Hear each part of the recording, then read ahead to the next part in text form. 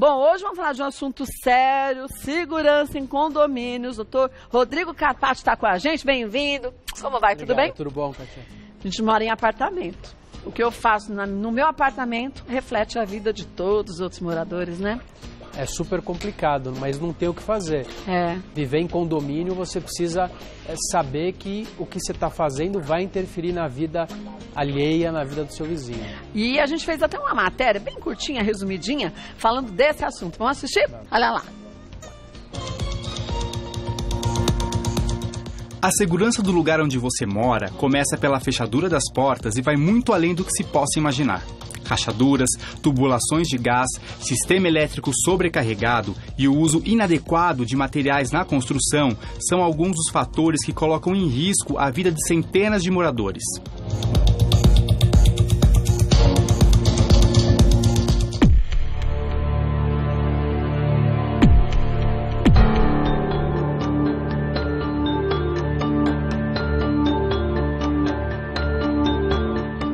No dia 14 de junho, um incêndio de grandes proporções tomou conta do Grenfell Tower, em Londres.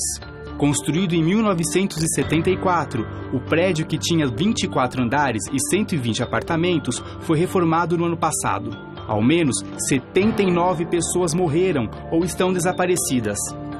As autoridades alertaram que esse número ainda pode aumentar. A possível causa do incêndio está na escolha do revestimento usado na reforma do prédio. A construtora usou uma versão de chapas de alumínio que não é permitida para fachadas, apenas para interiores.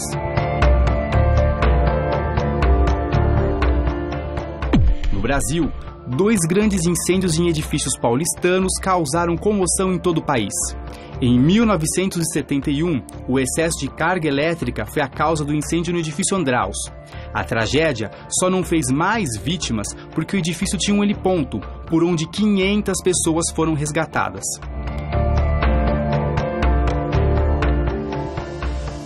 Três anos depois, outro incêndio chocou o Brasil. Em 1974, o edifício Joelma foi tomado pelo fogo causado por um curto-circuito em um aparelho de ar-condicionado. 191 pessoas morreram na tragédia. Estar em dia com as normas de segurança é o primeiro passo para garantir a tranquilidade dos moradores de um edifício.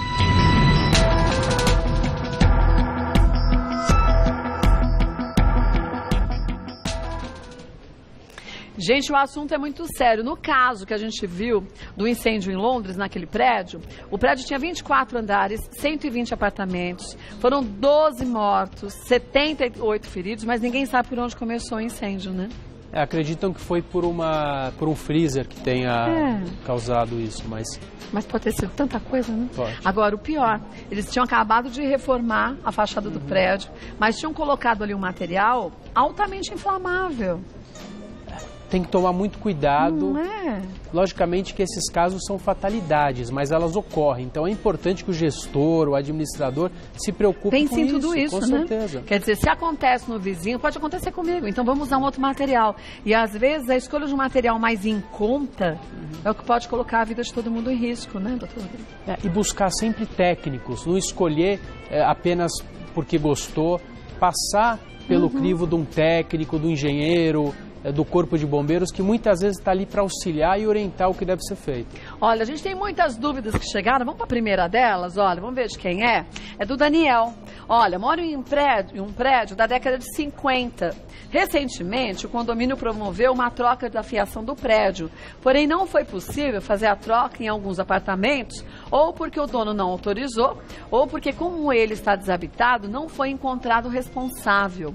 Esses apartamentos representam um perigo para a segurança do prédio? Existe alguma maneira de exigir a troca da fiação deles? Então, com certeza, representa uma bomba, perigo, né? Uma bomba gigantesca. Mas o síndico, ele é o gestor da área comum. Então, ele não pode adentrar dentro de uma unidade. Se bem que, no momento que essa unidade oferece um risco, daí sim o prédio tem que agir. A questão é, você está num condomínio de 100 unidades, 200 unidades, como é que você vai saber que aquele morador está oferecendo um risco? Se for claro que ele está oferecendo um risco, deve ser tomada uma medida, o condomínio pode entrar com uma ação. Se ele não souber, ele tem que trabalhar culturalmente, instruindo todos os moradores para que os moradores tenham medidas preventivas para que evitem qualquer tipo de situações, como, por exemplo, não colocar excesso de tomadas, não alterar a fiação de uma unidade. Ou então botijão de gás dentro do apartamento, né? Que é um risco tremendo, gigantesco, que é um perigo para o condomínio e proibido por lei. Existe um decreto municipal que proíbe o uso de botijões em São Paulo quando a região é servida por gás de rua. E mesmo assim, né, gente, mesmo que a sua região seja servida por gás de rua, mesmo que você more numa casa, tem que fazer a troca da mangueira direitinho com segurança, o botijão não pode ficar do lado do fogão, porque tem gente que colocava legal para pôr do lado. Quer dizer, são aquelas dicas simples, mas eficientes que a gente tem que seguir à risca, né? Mesmo o gás de rua pode oferecer um risco. Pode vazar. Ele vaza, a mangueira, ela tá... Às vezes a pessoa quer economizar R$5 ou quer chamar um técnico mais barato, alguém para fazer aquela famosa gambiarra. Isso é extremamente perigoso e muitos incêndios começam com esse vazamento de gás. Olha, o apartamento que eu moro tem gás de rua. E eu, às vezes, cismo que tá achando a gás de rua, chamo o Adriano do zelador, falo, Adriano, dá um pulo aqui, por favor. Vê se você acha que tá vazando. Ele olha e fala, não tá não. Falei, então tá bom. Então, às vezes, é melhor a gente perguntar, pedir uma ajuda. Cátia, agora eu vou te falar como síndico do meu prédio, que também sou. Então, eu peço para o zelador a cada 15 dias verificar. E vai em todos. E vai em todos. E se eu sentir o cheiro, eu peço para ele chamar a companhia de gás, porque eles fazem a medição no centro e verificam que não tem qualquer problema. Foi o que ele falou, você tem um relógio lá embaixo que mostra a pressão, você consegue saber se tem um vazamento e tudo mais. Então, isso, gente, é a responsabilidade da gente, não só pela nossa vida, mas pela vida de todos os condôminos, não é? O síndico tem que zelar pelo todo, mas você tem que zelar pelo seu e pelo coletivo. É verdade. E muita coisa o síndico não consegue fazer isoladamente. Então, aquele morador precisa, sim, se inteirar e trabalhar para resolver esse tipo de coisa. E aí tem gente que acha que o síndico é chato. Gente, ele não é chato, ele está zelando pela sua vida. Você devia agradecer a ele por ser persistente. É o papel do síndico. Vamos ver mais um? Então, Daniel, vai atrás de conversar com o seu síndico sobre isso também. Carlos, depois desse incêndio em Londres, comecei a reparar alguns dos extintores do meu prédio que já estão vencidos. Procurei pela síndica e ela disse que sabia, mas não tem dinheiro em caixa para fazer a troca. Sugeri trazer uma taxa extra apenas esse mês para conseguir o dinheiro, mas ela não quis se indispor com os condôminos ao cobrar tal taxa. Tem algo que eu possa fazer para forçar essa troca de equipamentos? Nossa, que absurdo, que perigo. Total. Não pode chamar os bombeiros? Pode chamar os bombeiros a multa vai custar mais cara do que essa situação. Então, pior é que aí todos têm que pagar a multa e não só a síndica. Exatamente. Se ocorrer um incêndio, essa síndica pessoalmente ela pode responder. Vamos supor que ali pegou fogo e alguém veio a óbito, alguém morreu. Esse síndico ele pode responder inclusive por homicídio culposo, porque ele, na função de garantidor, que é a função de síndico, ele está assumindo o resultado de ter causado esse dano, uma vez que ele, na qualidade de síndico, poderia ter evitado isso se ele tivesse tomado as medidas. Ele sabia do risco. Ele sabia do risco. Então ele assumiu o resultado. Né? Exatamente. Então o Carlos tem que tomar uma atitude conversando com a síndica, dizendo que senão ele vai chamar os bombeiros, né? Ou forçar uma assembleia e resolver isso rapidamente. É uma obrigação legal ter os extintores em dia. Existe o AVCB, o Auto de Vistoria do Corpo de Bombeiros, que é uma obrigação legal. O síndico tem que cumprir.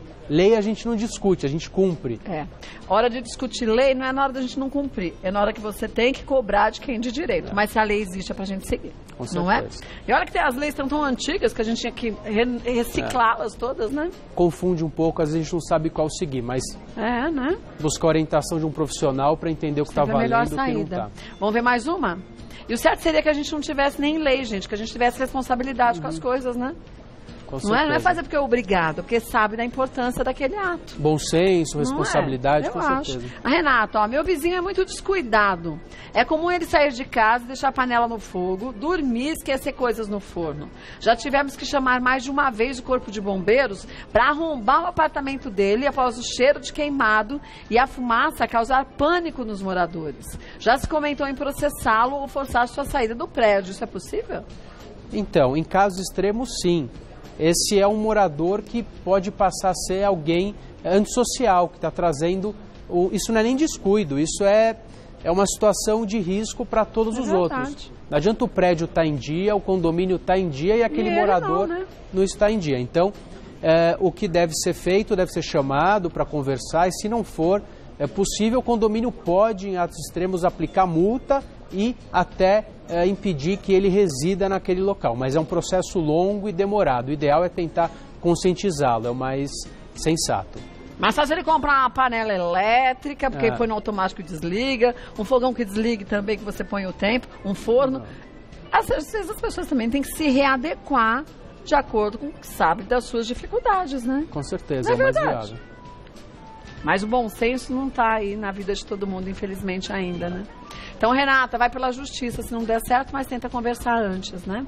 O ideal é que ela Melhor, tente conversar, mas tem que entender qual é esse problema. A gente tem casos, por exemplo, de situações onde idosos com Alzheimer que causam alguns tipos de risco e que estão vivendo sozinhos. É uma situação complexa e explicável, e daí você toma uma medida, você chama aquelas pessoas que são obrigadas a cuidar daqueles idosos, e até o Ministério Público, em alguns casos, pode interferir. Mas, especificamente, um condômino desleixado, descuidado, é muito perigoso e, se não tiver uma solução de conversa, vai ter que entrar com uma ação e ele pode, inclusive, perder o direito de morar naquele condomínio. Vamos ver mais uma? Adailton, minha rua sofre muito com assaltos, considero questão de tempo para o meu prédio ser invadido.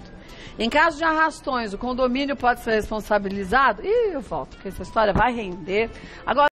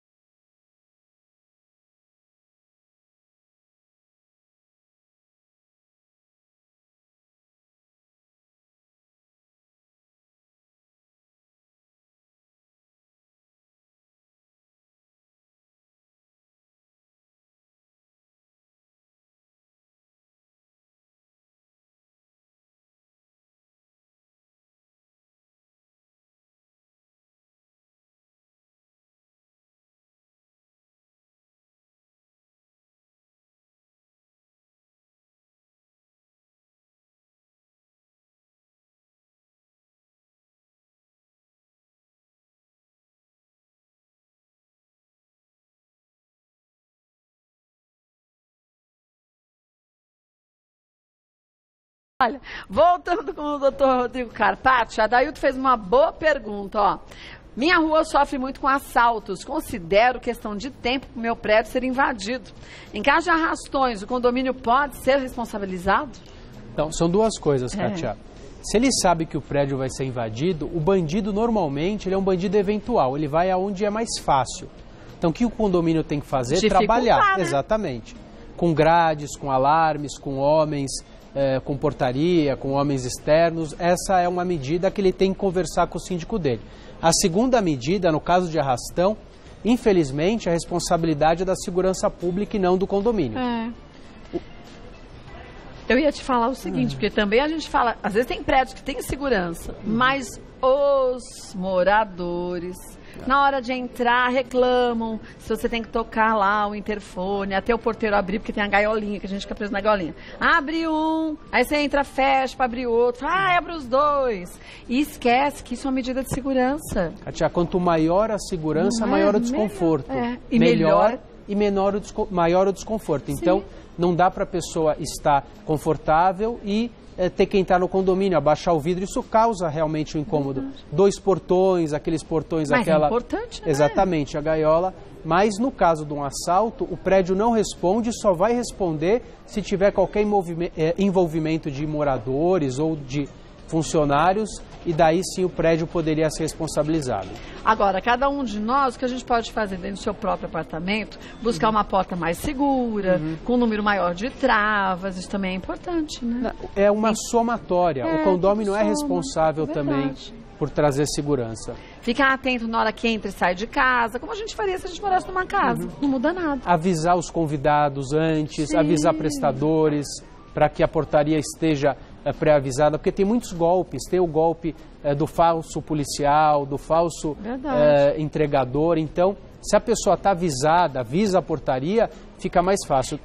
E se não avisa, não atende. Se não avisa, não atende. Tem um golpe, Kátia, que a pessoa liga e diz, olha, eu sou parente da pessoa do 32, eu vou entrar no condomínio, daí a pessoa fala, ele está aqui comigo na linha, meu tio está aqui, o fulano 32 é meu tio. E daí a portaria abre, é enganada e tem o assalto, o arrastão. Então, o condomínio também tem que investir em treinamento para esses funcionários do condomínio. Tem que investir em treinamento, mas os moradores também têm que entender quando o porteiro fica ligando toda hora para perguntar as coisas. Porque isso é sinal de bom treinamento, né? Com certeza. Pode incomodar, mas que é sinal de bom treinamento é. É uma soma, condôminos, síndicos, síndico, funcionários e as barreiras físicas que também são importantes. E como você diz, quem devia cuidar da nossa segurança era o Estado. Mas como ele ainda não o faz, a gente tem que se prevenir cada um da melhor forma possível, né? Exato. Vamos ver mais uma, a última de hoje, do Márcio. Sou síndico e como meu prédio não tem porteiro, olha, esse é outro problema. É muito comum os moradores esquecerem de fechar o portão. Não adianta mandar carta, aviso no elevador, o pessoal não tem jeito. Existe algum respaldo na lei para que eu possa ser mais enérgico ao cobrar os condôminos? Na lei não, no próprio regimento interno do condomínio. Insira isso no regimento interno e depois notifique aquele que não estiver cumprindo, advirta, e se ele não se sensibilizar, ele tem que sofrer as consequências através de uma multa e daí sim ele vai aprender. E checar direitinho as travas, né, do portão, porque às vezes também tem portão que você fecha e depois ele abre. Essa é a função do síndico, manter os equipamentos em bom funcionamento. Né? Olha, o Márcio vai ter um bom trabalho. Mas tenta conversar, se não der certo como você falou, daí aplica as medidas judiciais, né? E, gente, a gente começou a nossa conversa com o doutor Rodrigo Carpati, falando justamente do quanto que a gente